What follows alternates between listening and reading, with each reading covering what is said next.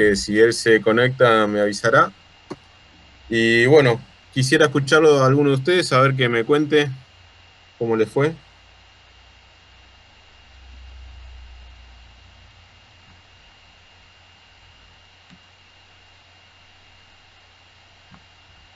Hola, ¿me escuchan? Sí, profe, se escucha. Ahí te veo, ¿cómo estás? ¿Qué tal? Buenos días. Buenos días. Bien, ¿qué tal? Con respecto a los trabajos prácticos, sí, a mí en lo personal me parecieron bastante concretos y la información estaba bastante clara como para poder hacerlo e incluso eran fáciles de entender, así que muchas Sí, de es las muy cosas teórico. sí. Sí, sí, es muy teórico, es llevar la lectura y poder hacer el seguimiento de lo que se pide y nada más. Capaz que van a haber temas que con un poquito más de cosas prácticas, que ahí sí, por ahí cuesta relacionar un poco lo que es la teoría con esto práctico, porque requiere también en esta oportunidad de virtualidad imaginarse cómo es. Pero con respecto a la teoría, me parece que está bastante entendible. Hay un audio que me está haciendo eco o algo así. Eh, Quería comentarles o preguntarles a ver si lo de las teorías más o menos les quedó, porque bueno, es importante entender la enfermería como una disciplina eh, del ramo científico y cómo el paradigma que daban estas pensadoras lograban que la enfermería no fuera vista solamente como profesionales que cuidan, sino también como profesionales más abarcativos. Este, en ese sentido de las teorías, ¿estuvieron bien? ¿Las entendieron? ¿Pudieron leerlas? En realidad, profe, está bueno porque tienen como un concepto muy dinámico, o sea, de cómo vieron la enfermería, aparte de la explicación de cómo eran los que cuidaban antes, cómo Claro. tenían ellos los pacientes, cómo llevaban a cabo, por ejemplo, las enfermedades que no conocían y después cómo las fueron solucionando de a poco. Estaba bueno. Aparte, las preguntas Exactamente. eran concretas, o sea, una respuesta y o sea, yo lo llegué a entender que a veces me cuesta como en algunos textos comprender lo que quiere decir. Aparte Claro, las sí, sí. pensadoras, nada, estuvo bueno. Bueno, Sí, muy por claro, ejemplo, muy claro. algo fundamental hoy en día y que tuvo lugar en en la guerra de Crimea con Florence Nightingale es el tema de que ella implementó el lavado de manos. Se veían muchas infecciones cruzadas en la recuperación de los soldados heridos y demás, y no estaba implementado el lavado de manos, por ejemplo, algo que hoy en día veríamos nosotros como profesionales de la salud, algo tan básico y algo tan necesario como para no hacer una transmisión y empeorar la situación del paciente. Y sin embargo, fíjense cuántos años han pasado hasta hoy en día, en el 2020, para que la comunidad en general pueda entender y pueda conocer el correcto lavado de manos, ¿no? Que evita y que sería como esta primera vacuna que tuvimos para evitar lo que es el coronavirus, el COVID-19 o la transmisión de persona a persona del SARS-CoV-2, que es el virus que nos genera esta enfermedad. ¿Alguno quiere decir algo? Hay una película de ella que está muy buena. ¿Sí? ¿Cómo se llama? Era el año pasado la vi en Deontología 1. Ajá. Bueno, Ahora paso el link en el grupo, cualquier cosa.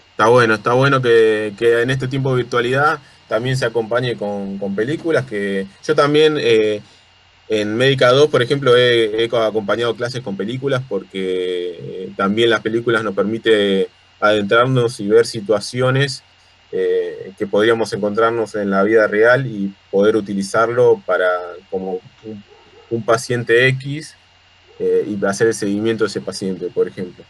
Así que está bueno lo que aportó el compañero. A ver, Diego, Diego, profe Diego, ¿estás?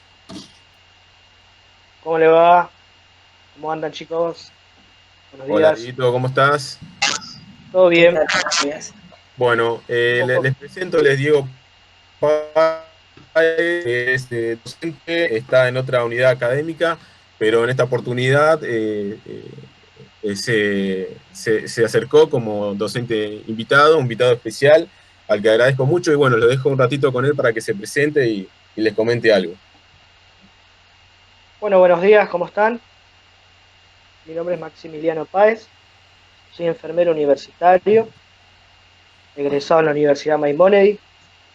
Y bueno, estamos acá dándole una mano al colega y tratando de interactuar, ¿no? Aprovechando este espacio que es un poco dificultoso para algunos, pero bueno, hay que seguir estudiando, seguir capacitándose y no abandonar a pesar de la pandemia que estamos atravesando, ¿no? Hay que seguir estudiando y, y no dejar este camino de la enfermería. ¿Cómo vieron las clases? Eh, ¿Se le hizo dificultoso en algún tema? ¿Quieren hacer alguna pregunta? Veo que hay un montón de alumnos. Sí, tenemos 55 ahora. La clase pasada hubieron un poco más de 100 la primera, pero lo bueno es que estoy grabando la conversación, así que también habían algunos alumnos que no iban a poder entrar y esto va a servir. Ah, Este, bueno. Vamos a aprovechar a ver si hay alguna pregunta más, si no le damos un plus de cosas para que tengan. Hola, buen día. Buen día.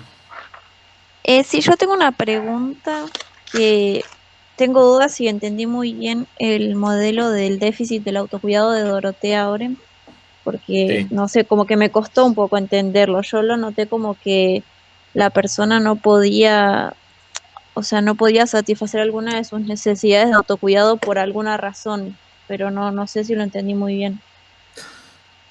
Bueno, yo te digo algunas cosas, después digo si quiere agregar, agregará.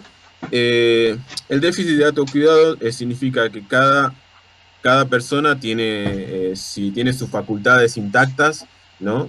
Tiene la posibilidad de cuidarse a él mismo o a ella misma de factores externos que puedan perjudicar su salud, ¿sí? Por ejemplo, si una persona que está dentro de sus facultades se acerca a la ventana y ve que está fresco y tiene que salir a comprar, por ejemplo, esa persona va a abrigarse en consecuencia para poder salir a comprar o hacer sus deberes, ¿no?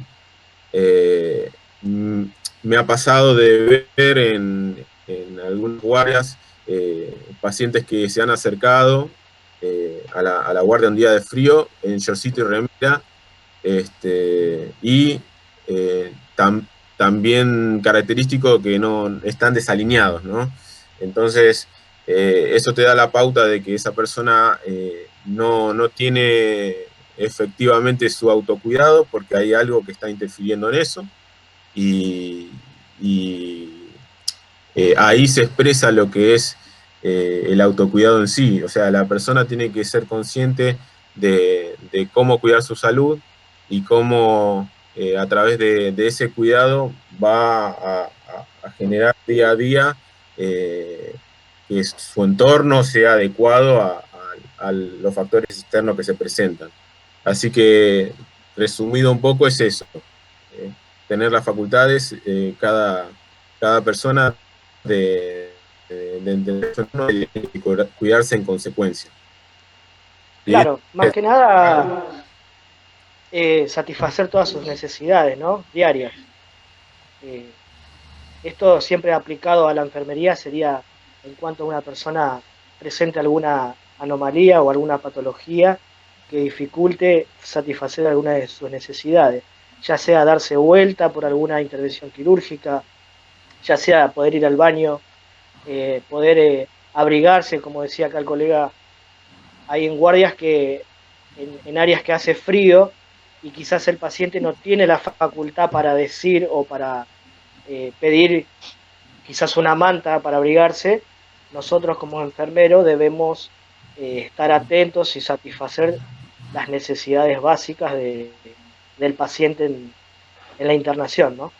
Disculpe, sería como por ejemplo cuando una mamá está, o sea, tuvo cesárea y cuando termina lo de la cesárea no puede hablar, o sea, no puede darse vuelta, no se puede sentar. Entonces como que la enfermera tiene que todo el tiempo estar apoyándola. A mí me pasó que yo fui a cuidar a una chica que recién tuvo un bebé de cesárea y ella no podía hablar y por ejemplo tenía sed y no podía tomar agua, no se podía dar vuelta. Entonces la enfermera me pedía ayuda a mí, o sea, me incluía a mí en el sentido de dar la vuelta, de ponerle la faja, o sea, de facilitar ayuda a ella también. Y yo leí que la enfermera, como que en algunos momentos tiene que incluir al paciente y a un familiar del paciente como para ayudarla. Si Sí, no estoy equivocada. sí, no, estás bien, vas bien.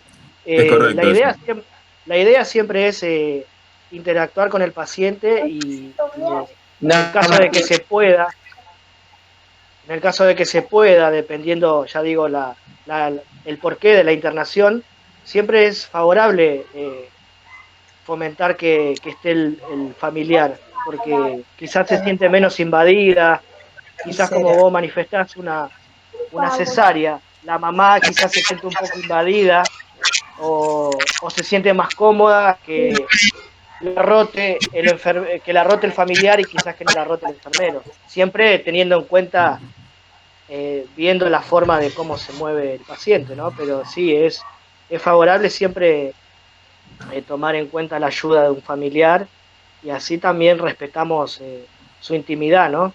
En la internación. Claro. También Gracias. también agregar que el paciente muchas veces va a solicitar de enfermería porque no puede suplir su independencia. En esos estados, por ejemplo, de posoperatorio y demás, esa persona no puede suplir su independencia porque está en una situación extraordinaria en la que no estaría en días normales y el enfermero aboga por ese paciente, por ese cliente o paciente es lo mismo, en este caso tratando de enfermería, ¿no? Entonces aboga y atiende esa independencia que le falta al paciente para poder suplirla por él hasta que pueda estar en su situación de plena salud o de alta, como quieran llamarlo, ¿sí? Entonces, es importante entender este concepto. Lo van a ver en quirúrgica, van a ver que un paciente sale de una cirugía, un posoperatorio, y luego de que pasa la anestesia y está pasando la anestesia, se van a dar cuenta que ese paciente está eh, con una temperatura inferior a la ambiental y es por los efectos de la anestesia, ¿no? Que genera que toda su fisiología y toda su temperatura corporal baje más de lo que es en el entorno. Entonces nosotros tenemos que estar ahí atentos para tener una frazada, que va a salir un paciente de cirugía y va a venir a sala y tenemos que tener listo una frazada para ese paciente, porque ya tenemos que saber que ese paciente va a necesitar una frazada para recuperar un poco de temperatura, ya que no lo puede hacer a través de su homeostasis normal en su cuerpo y su propio cuerpo no puede regir esa temperatura y nosotros suplimos eso a través de esta manta y controlando los signos vitales, que también vamos a hablar un poquito, vamos a adentrarlos un poquito en eso, signos vitales, temperatura, presión, saturación de oxígeno y demás. ¿Alguna pregunta más?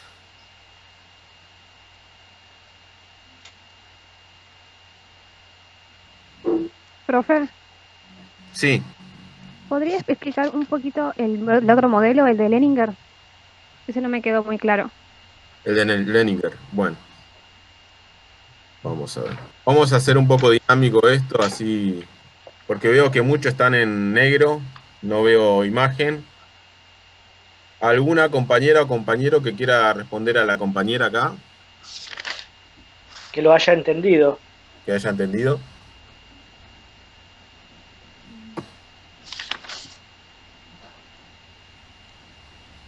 No tengan miedo, ¿eh? Este es el tiempo de equivocarse, de rever entre todos cómo son las cosas. La idea es hacerlo más participativo y no que no sea muy monótono. La posibilidad de equivocarse es esta, ¿eh? Hola, profe, ¿me escucha? Sí, escuchamos.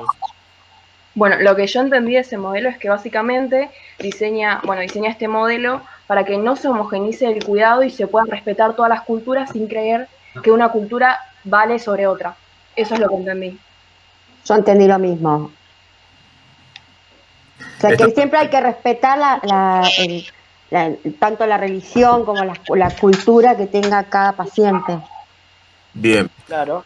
Un ejemplo, ¿alguno tiene un ejemplo de eso? Un ejemplo práctico que pueda imaginarse o pensar de cosas que pueden ocurrir en un hospital, en una sala, que Yo ocurran y... creo, o sea, un ejemplo claro, por ejemplo, es que una enfermera no esté de acuerdo con el aborto y sea una chica que tuvo un aborto en su casa y la enfermera ahí tiene que respetar, que la tiene que salvar a la chica por más que esté de acuerdo o no con el aborto.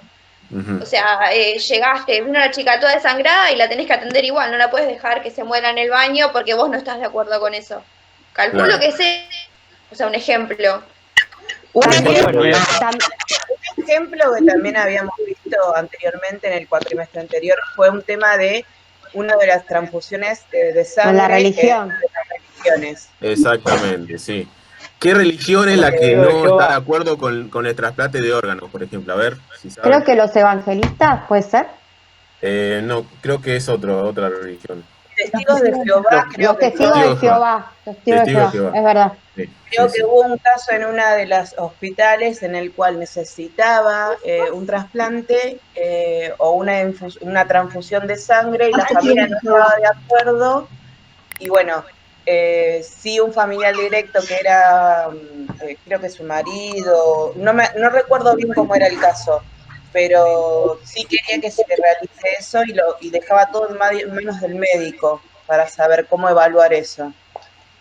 Muy bien, muy bien. Me encantó este feedback que tenemos cada Hola, reunión. profe. Yo tenía Sí, una duda con el tema ese de los trasplantes. sí, Ponele que un niño, un menor de ponele 9 años, necesita sí o sí un trasplante de riñón y si no lo sí. tiene se muere. Y la familia, porque es de cierta religión, no quiere que se lo trasplante. Ujú. ¿Qué se hace en ese caso? ¿Se Bueno, tiene que hacer caso a la familia, al tutor o por el eh, riesgo de el, vida se hace igual? el tema se maneja así, se hace como un comité interdisciplinario en el que no solamente participan médicos, enfermeros, abogados, ¿sí? Profesionales de distinta índole, para analizar esa situación y ese comité decidir qué es lo mejor para ese paciente que está atravesando esa situación. No es solamente el campo médico que actúa en ese momento, también actúan curas, o sea, en ese comité conforman curas, pastores, demás, para ver y congeniar entre ellos cuál es la mejor manera de llevar esa situación. No es que el enfermero puede decidir o el médico puede decidir solo, no, se hace un comité de ética o bioética, mejor dicho, y ahí se analiza la situación y de ahí va a salir la decisión con respecto al caso. Cada Ese, caso, com- claro. ese comité sería para convencer a los padres de que tomen la decisión de hacer la Es operación para, correcta. claro, es para mostrar el paso correcto que tiene que haber Bien. y hacer Y entrar si, razón a esas personas de la situación y cuál va a ser la realidad y cuál va a ser la consecuencia de la decisión que se tome. y si no quieren hacerlo, Y Se pasa que tendrá que firmar ya, una declaración jurada, eso es claro, un tema, ya pasa todo por lo legal. claro. El tema es que la tutela del menor Lo la mismo, tienen los padres. una situación muy similar, salvando las diferencias, es cuando una persona está internada en un lugar y un familiar no está de acuerdo cómo se está atendiendo a ese familiar y capaz que supóngase está la señora internada, el marido no está de acuerdo cómo se está llevando el cuidado en ese hospital y si bien el médico no le da lata porque su cuadro clínico no lo permite, el marido decide el alta voluntaria, ¿no? O sea que va a hacerse cargo de la situación, firma que retira a su familiar a consecuencia de lo que le pueda pasar en el traslado desde que lo saca de ese establecimiento hasta que lo lleva a otro, ¿sí? Entonces eso, por ejemplo, es algo más chico que lo que vimos anteriormente que comentó el compañero, pero más o menos se va por ese lado. Hay poderes de decisión que se tienen y poderes de decisión que no. En este caso que yo le digo de alta voluntaria, es así.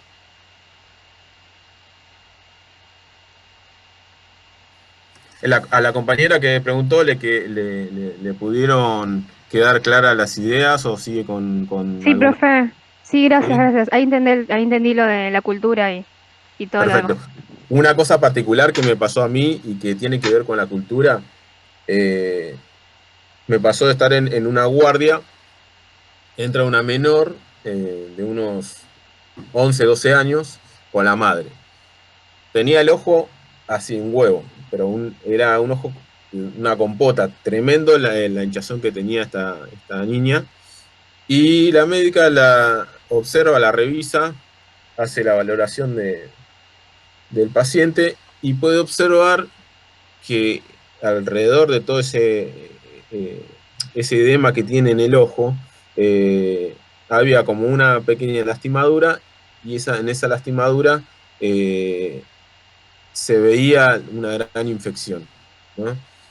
Entonces, la médica procede a preguntar a la madre qué le había pasado a esa menor que tenía el ojo de esa manera y que ella podía observar una infección, un pequeño corte con muy... Entonces la madre le dice, la madre era de una cultura de un país limítrofe de nosotros, no lo quiero decir en sí, o sea, para resguardar el tema de cualquier índole de ofensa o demás, pero la madre le dice que según su cultura, cuando hay una lastimadura, una herida, le solían poner a los chicos la cáscara del huevo. Vieron que tienen la parte externa que es dura y interna tienen como si fuera una piel blanca. Bueno, esa piel que rodea a la parte interna de la dureza se la aplicó en la herida, ¿no? Y obviamente para su cultura eso es lo más adecuado para esa situación, pero si uno se pone a analizar la situación, no lo fue porque eso generó que se haga un microambiente y bacterias empiecen a crecer, bacterias anaerobias, y generen esa infección y ese edema, esa hinchazón que tenía la niña de 11, 12 años. Así que bueno, ese es un ejemplo gráfico que les puedo dar de cómo influye la cultura también en la salud y que no, nosotros de la ciencia podemos decir no es conveniente ese trato, pero desde la cultura se va a entender de que sí. ¿Alguno más? Profe, es por ejemplo como cuando algún médico te dice, no, mire señora, llévelo a curar el empacho. Muy pocos te lo dicen, pero otros creen en eso.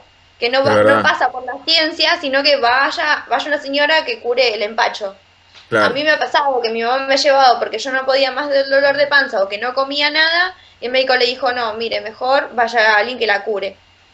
O Claro. sea, Sí, sí, sí, algunos sí. te lo dicen y otros no te dicen nada. Sí, es válido, o sea, a veces puede ir en paralelo a la medicina y a la parte científica de la medicina y a veces no. A veces es compatible, a veces no. Capaz que esto de lo del empacho pueda ser compatible en alguna manera y otras cosas por ahí no. Pero sí está Claro. bueno el ejemplo que diste. O tirar el cuerito también, que no sé lo que es, pero Sí, creo que es lo mismo para el empacho eso. Creo que también Sí, es lo mismo. yo había visto algo en la página de FEMED que se había planteado desde un momento el tema del tatuaje de no resucitar a una persona. ¿eso en qué entraría? ¿Por ética y moral? ¿El médico cómo procede ante eso?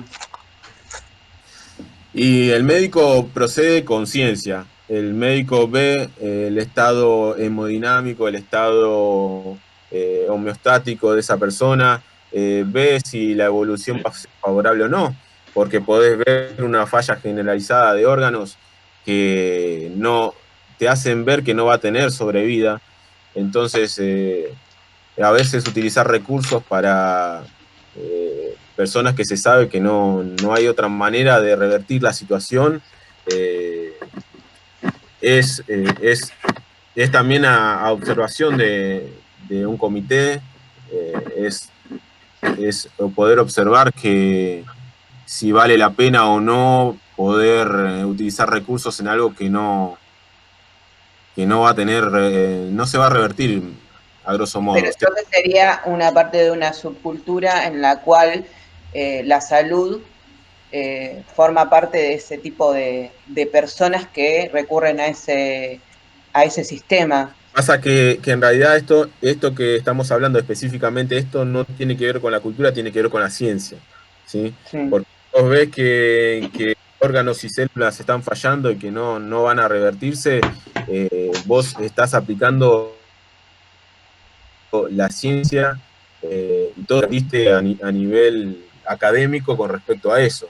Es muy, por ejemplo, una persona en situación terminal, un cáncer terminal, se sabe que ya habiendo hecho quimioterapia, hecho todas las posibles vías de recuperación y que aún así no se recupera, hace metástasis en varios órganos y no se revirtió y una resucitación no tendría sentido. O sea, hacer, no sé, RCP y demás una vez que el corazón falla,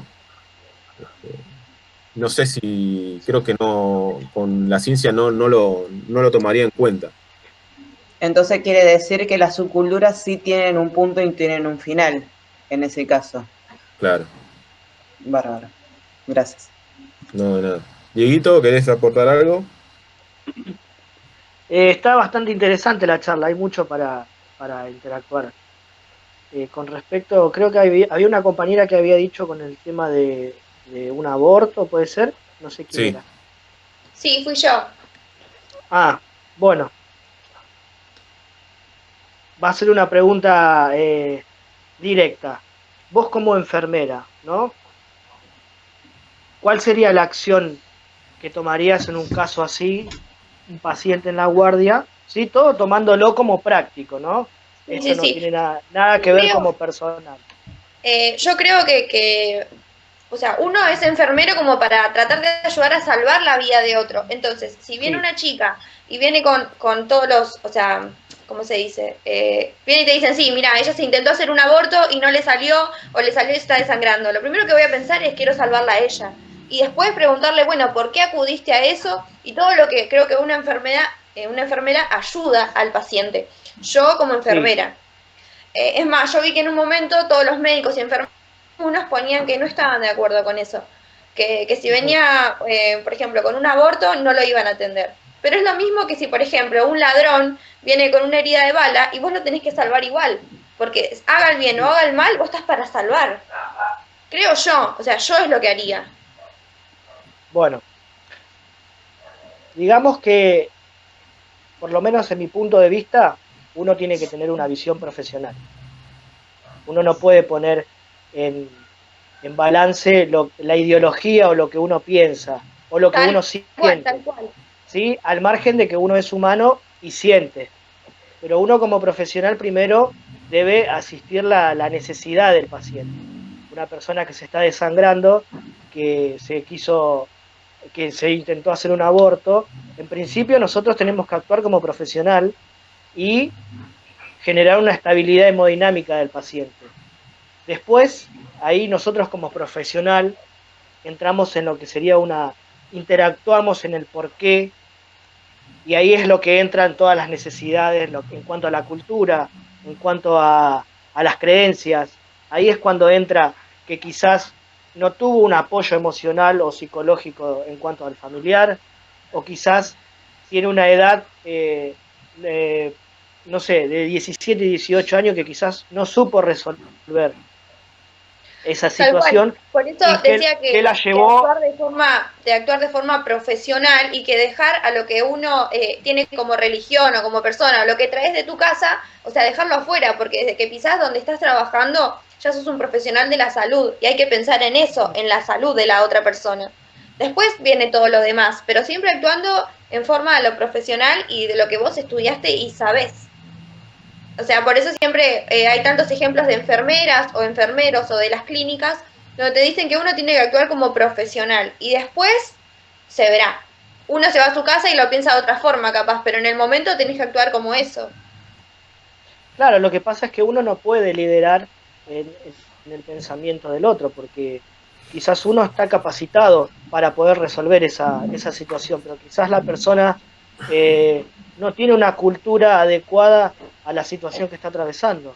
Quizás nunca fue a la escuela, esto nunca tuvo un apoyo de su papá o de su mamá, un consejo, entonces quizás al momento de no saber resolver esa situación es lo que lo lleva a quizás a querer abortar o a buscar la forma que sea más fácil en este sentido, mal dicho, ¿no? Mismo hay personas jóvenes y grandes que no tienen el conocimiento de un anticonceptivo, que no saben directamente ni lo que es un preservativo, pastillas, el DIU, el chip, cualquier cosa que hay para cuidarse, no tienen conocimiento, porque mismo no fueron al colegio, porque los padres no le hablan de eso, porque no pueden informarse.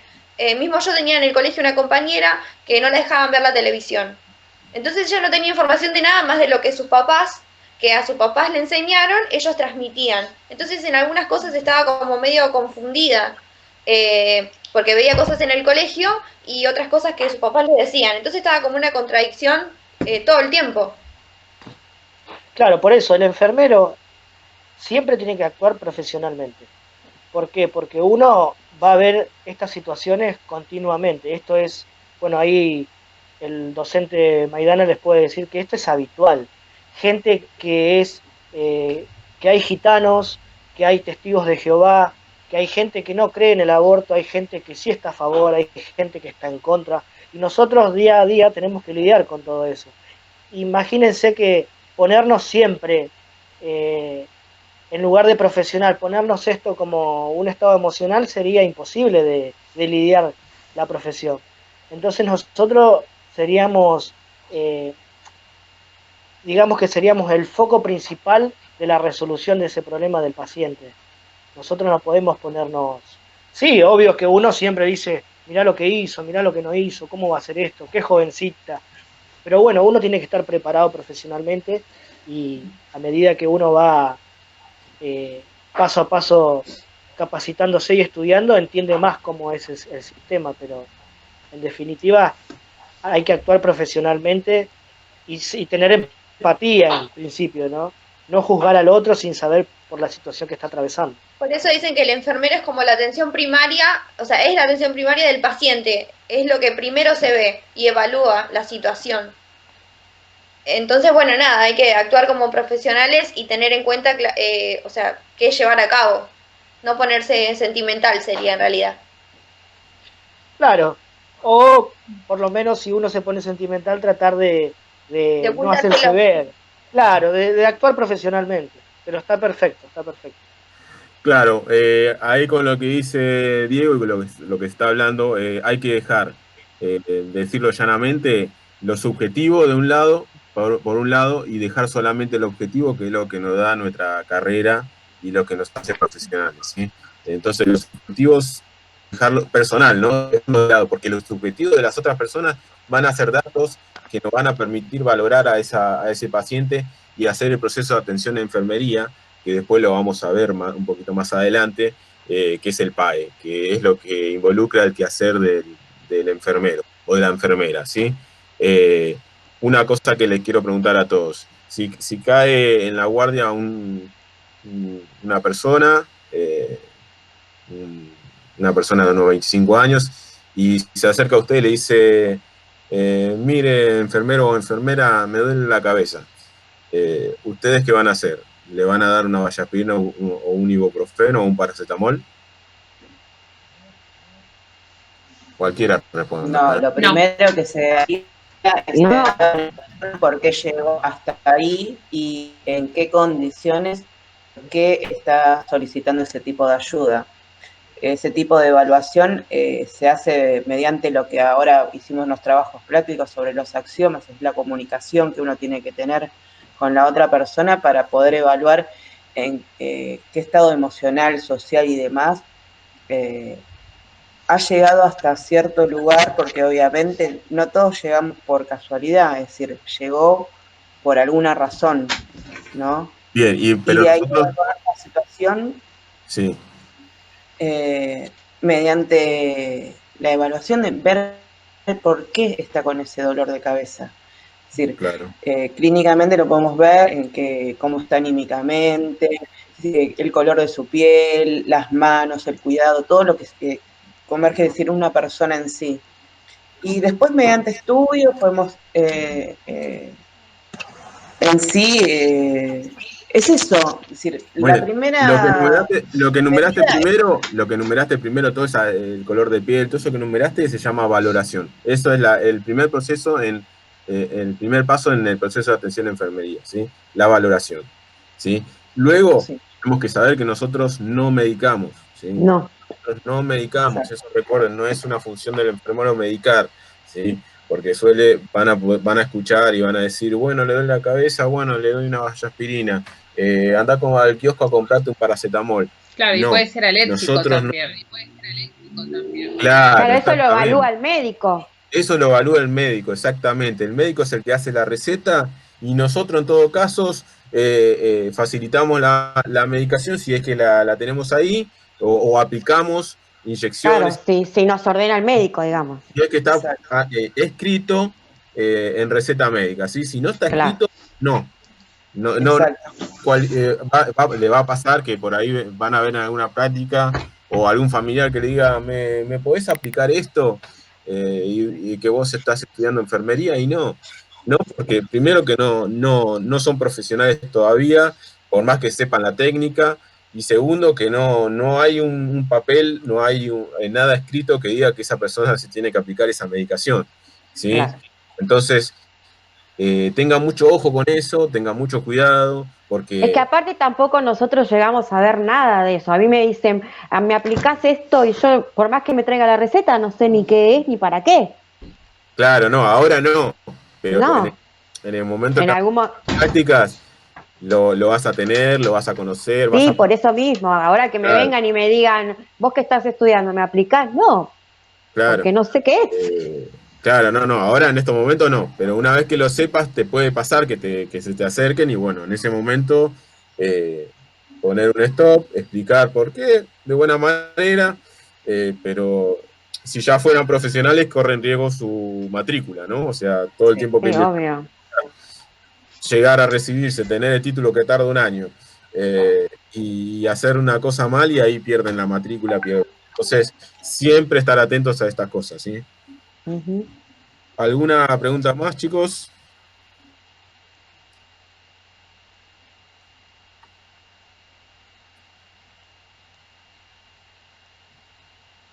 Parece que se durmieron todos, ¿eh? Tenemos 51 participantes. No, yo no tengo otra pregunta, nada. Está bien. Han participado alrededor de 7 personas más o menos, aparte de Diego y yo. De los restantes que están conectados, ¿alguna pregunta? Hola, profe, ¿qué tal? Buenos días, buenas tardes. Buenas tardes, ¿cómo estás? Yo quería hacer una consulta, si podría explicar más o menos la teoría de Dorothea Orem. Tengo algunos conceptos, pero como que no los tengo bien definidos y quería terminar de entenderlo. Pero ¿qué concepto entendés? Porque tiene varios puntos, o sea, yo creo que está bastante entendible lo que es la teoría.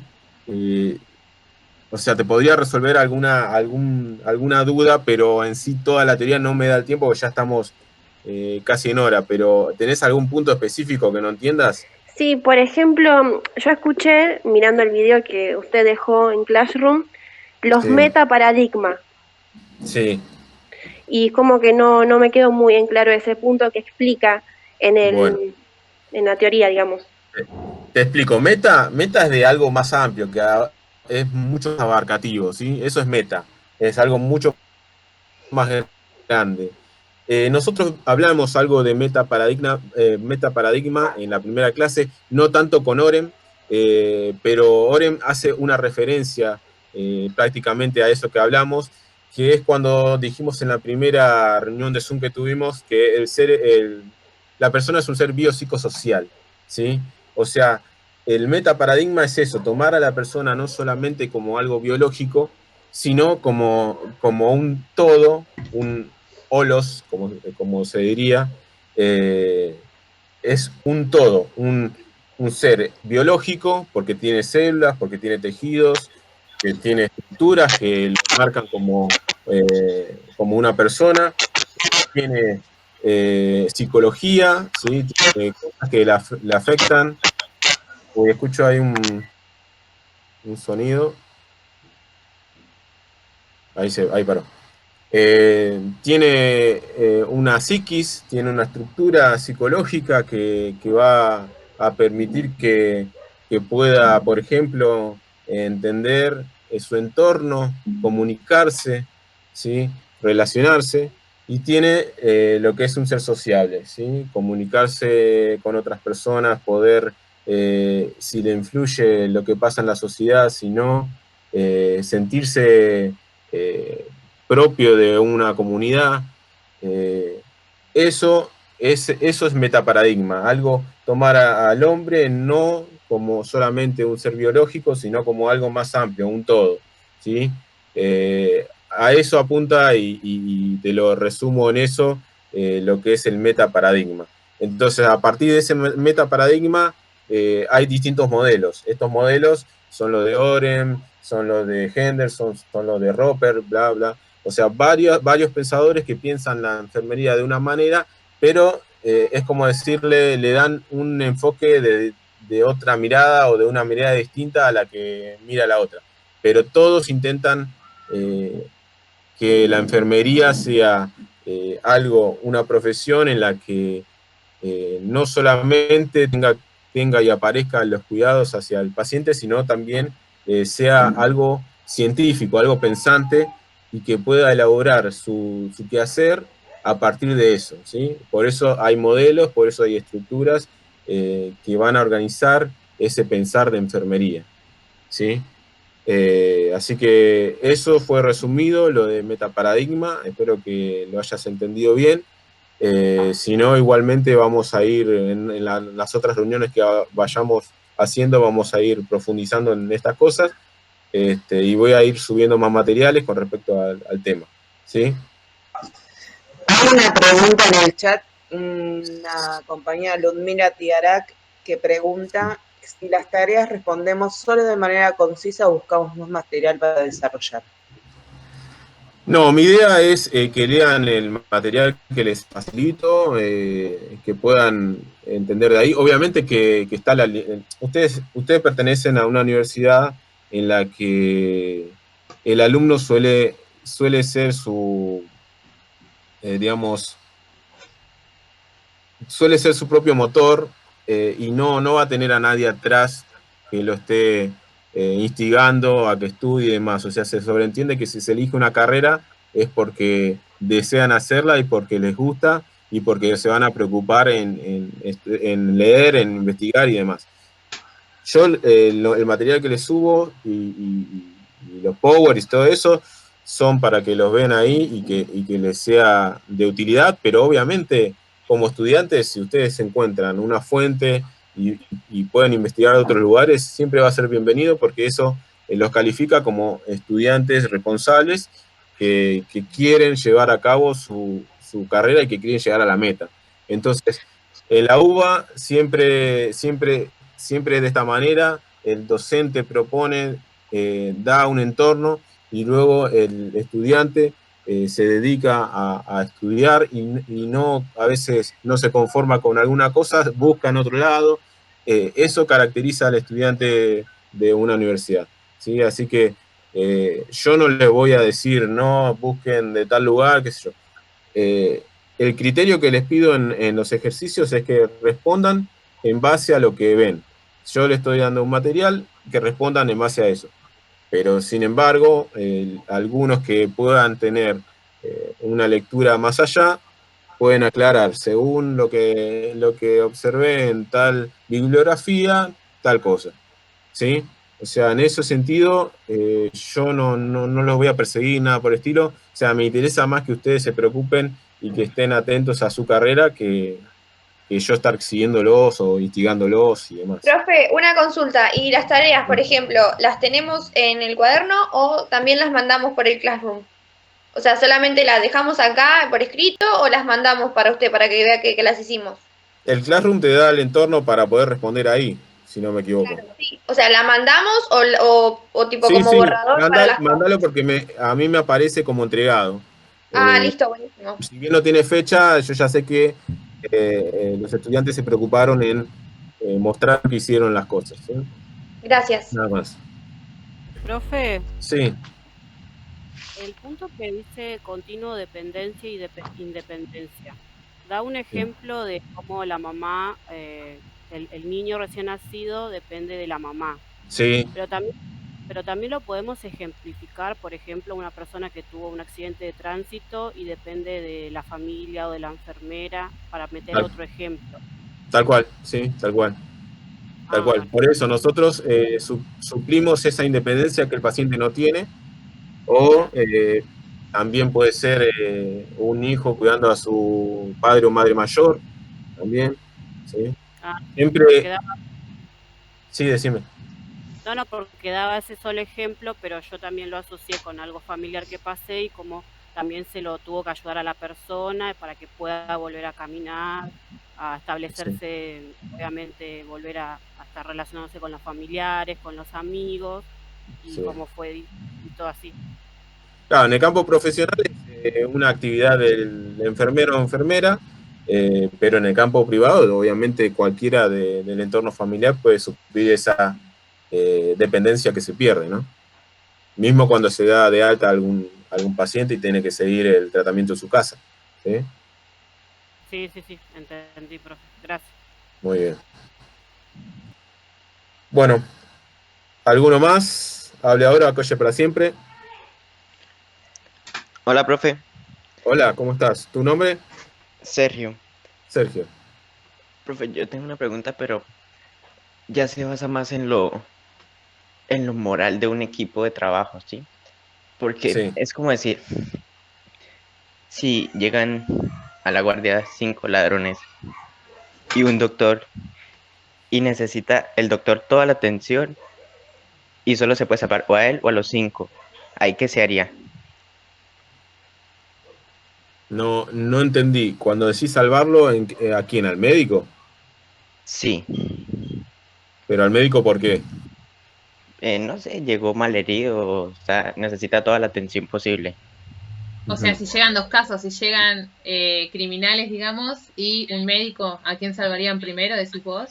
Claro, esa es la pregunta que hizo, me parece. Bueno, ahí volvemos de vuelta a lo mismo. Aunque sea ladrón, aunque sea médico. Puede pasar en cualquier momento eso. Se divide el personal, me parece. Eso es directamente lo que llega a ejercer, es decir, dentro de un hospital, la atención, dentro del turno, cuánta gente haya para atender, se atiende de igual manera.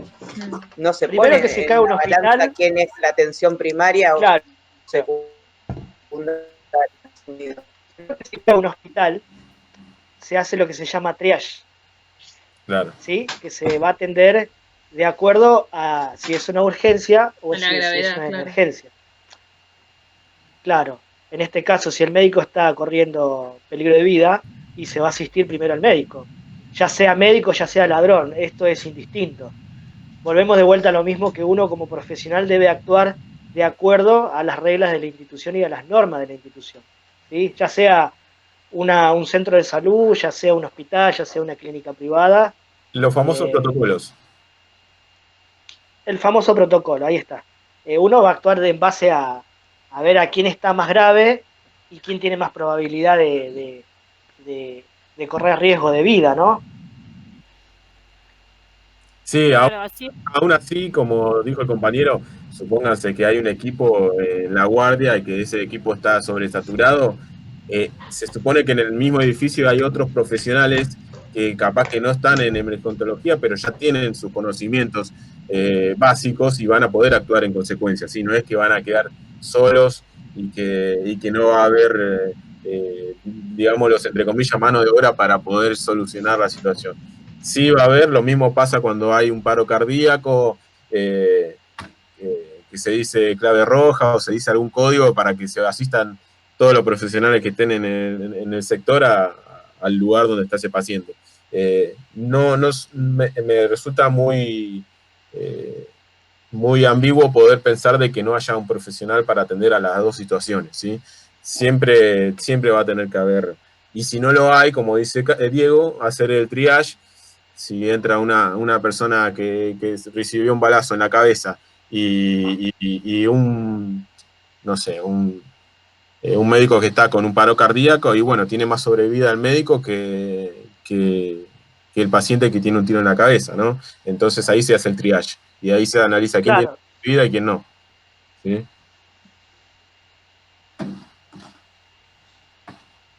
Diego, ¿quería decir algo?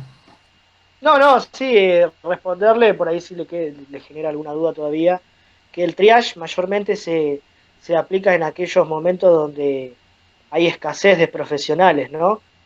Como por ejemplo la catástrofe que hubo en Once, que ahí, bueno, se aplica lo que es por color, de acuerdo al que tiene más posibilidad de vivir, ¿sí? Acá, o sea, me dio el ejemplo el chico, no sé cómo se llama. Sergio. Si cae a un hospital, bueno, en un hospital contamos con un equipo de salud bastante extenso y como dice acá mi colega, hay equipo capacitado para eso. Y 5 no serían demasiado en un hospital. Ahora, si caen 150, ya estamos hablando, ya tenemos un problema bastante complejo, ¿no? Por eso es que ahí es cuando se aplica el triage, es de quién tiene más posibilidad de vida que otro. En ese caso, el que tiene más posibilidad de vida es el que se atiende primero en el caso del triage, en el caso de que los accidentados superen el equipo de salud.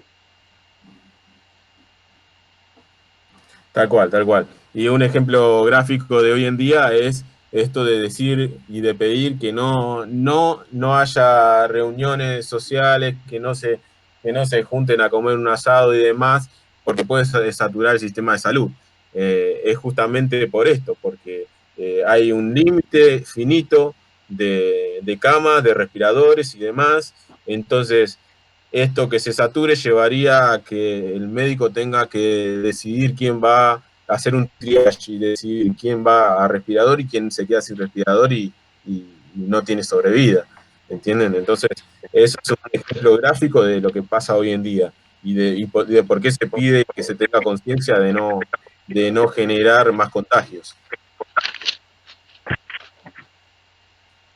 Eso es lo que estuvo pasando en algunos países de Europa, ¿no? Con esto Sí. de la pandemia. Exactamente, sí. Sí, sí. Por eso lo traje a colación a esta situación, sí. Tal cual.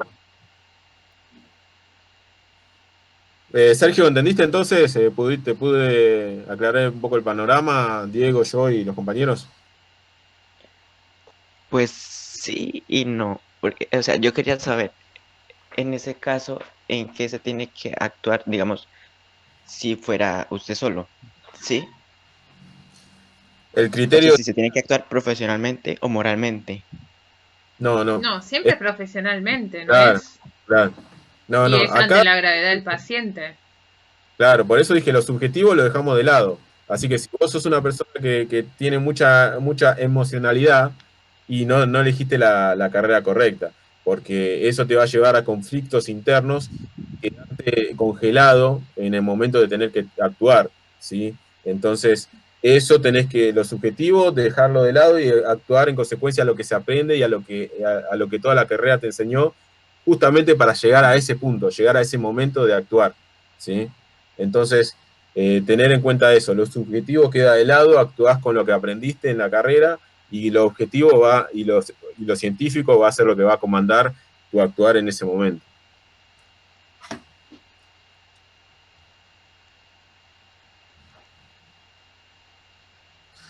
¿Alguna pregunta más? Profe, una consulta. Sí, ¿Los enfermeros pueden realizar RCP? sí. Por supuesto que sí.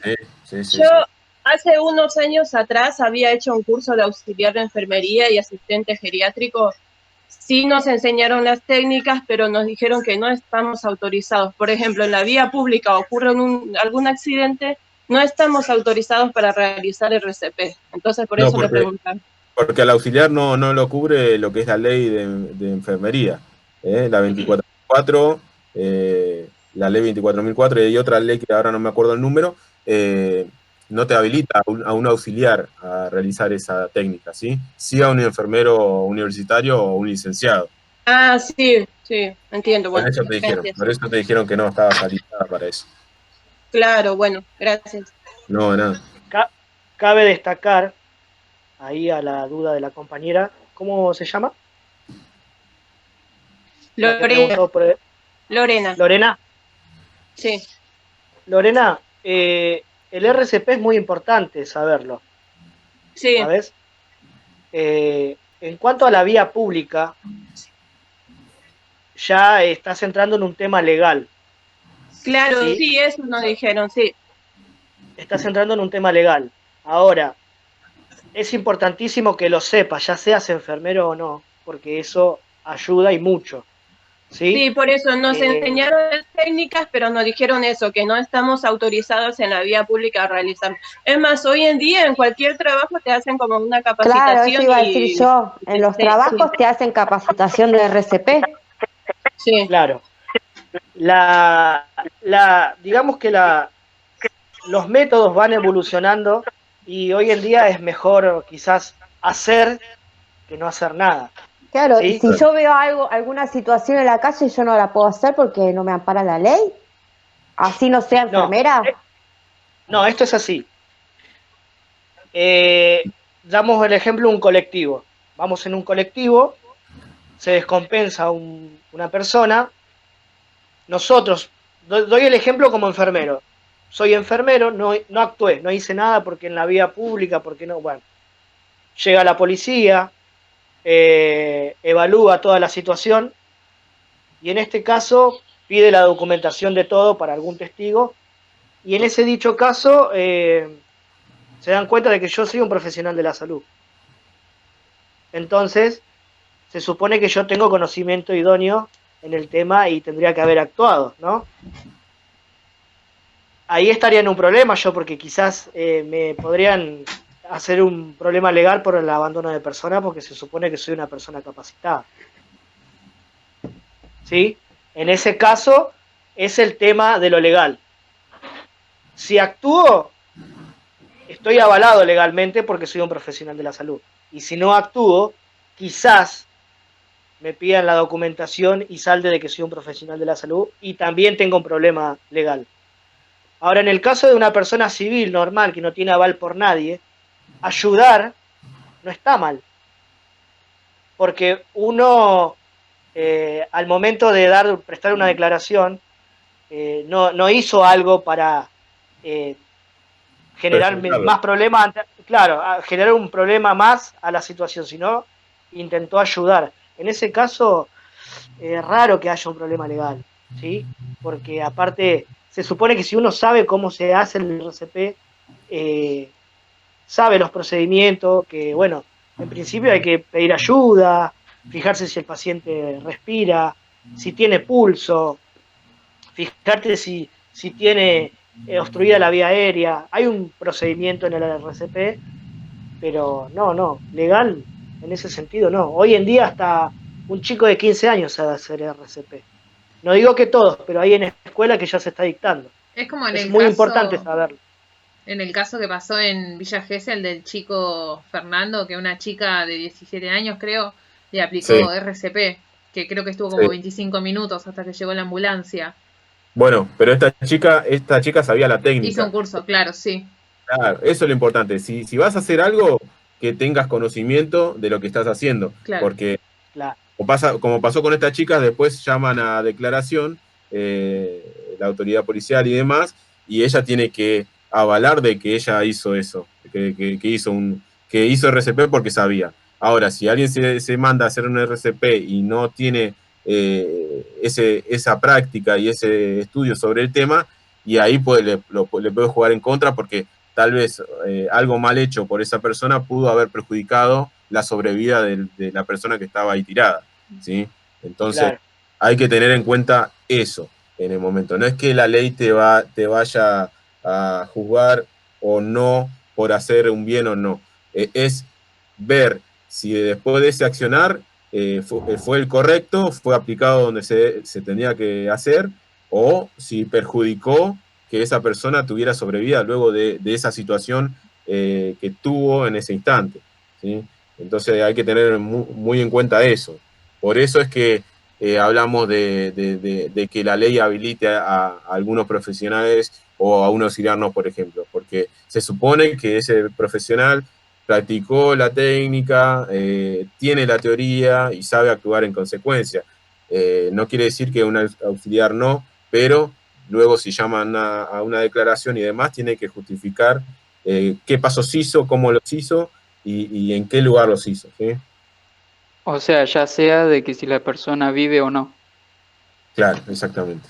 Sí, porque acuérdense que en esta situación de accidentes o de cosas que pasan legales, no sé, en la vía pública de choque, demás, luego hay un seguimiento, hay ¿cómo decirles? Una investigación sobre lo que pasó. Y ahí, obviamente, si ustedes estuvieron ahí, los van a llamar. En el chat, un tal Juan comenta, yo sé que hay una ley que protege a las personas civiles distintas del área de la salud y me parece que se llama la ley del buen samaritano, dice. Entonces uno podría ayudar y en caso de que le pase algo al malherido, el ciudadano tiene leyes que lo ayudan. Bueno, eso está bueno. Obviamente no es nuestro campo las leyes, pero está bueno saberlo. Y obviamente hay que buscarlo. Si tenés el número de ley, después estaría bueno que lo facilites, así las personas que todavía no tienen, digamos, un título competente puedan entender que están resguardados si tienen que ejercer una ayuda en la vía pública, por ejemplo. Claro, pero siempre que que le aplique bien a la ayuda. Claro, sí, obvio, que lo sepa hacer, porque quizás no necesita un RCP y estamos perjudicando peor la situación, ¿no? Claro. Ustedes fíjense que en enfermería, bueno, ahora está la facultad cerrada, pero en enfermería el centro de estudiantes generalmente organiza charlas y cursos de RCP. Entonces aprovechen todas esas herramientas porque les va a servir para adquirir ese conocimiento. Hola, profe, ¿y si sos estudiante también cuenta? O sea, ¿no hay leyes que te prohíban? Mientras vos tengas el conocimiento y aplique la técnica correctamente, no. Es más, acá el compañero dice, lo de López Rossetti es cierto. López Rossetti impulsó una ley que se enseñe RCP en las escuelas, por ejemplo. Así que, no, obviamente, siempre que sea para favorecer y ayudar a la sobrevida de la persona, en ese sentido, si se sabe la técnica bien, no hay ningún tipo de problema. Puede ser estudiante, puede ser un estudiante universitario, secundario, lo que sea, ¿sí? Gracias. No, nada. Bueno, creo que estamos en horario. Creo que fue bastante nutrida esta charla que tuvimos hoy. Se han sacado las dudas. Pregunto por última vez si hay una duda y es la última que hacemos y luego nos vemos el viernes que viene. A ver, ¿habría alguna pregunta más? Yo tengo una En el chat, profesor. Habla, Stephanie. ¿Quién de las dos? ¿Quién tira la Yo. moneda? Yo, Stephanie, tengo una pregunta sobre el parcial. Sí. Porque se contrapone con el final de química que todavía no nos dijeron el horario. Yo quisiera Sí. saber si el parcial de médica va a ser por Zoom, oral, o por alguna plataforma que ya sea desarrollar o múltiple choice. No, es multiple choice a través del Classroom. Pero vos sos la que preguntaste por No, chat. una No. compañera. Una Ah, compañera por preguntó. eso quería saber cuando lo sepan, como para poder darles una mano con eso y poner un horario distinto. Sí, Ya que- se le preguntó a la profesora Morillo y dijo que hoy tenía una charla con los directivos y que nos informaba después de eso. Así que en cuanto Listo. sepamos algo, le avisamos. Bueno, perfecto, entonces me avisan. Estamos en contacto entonces, gente, y bueno, espero que tengan un buen fin de semana, estudien, lean y no pierdan de vista la meta, ¿ok? Gracias, Muchas profe. gracias, profe. Gracias, profe. Chao. Gracias, Hasta luego. profe. Chao. Chao, Diego. Chao, gracias, profe. Chao, Chao. profesor. Buen fin.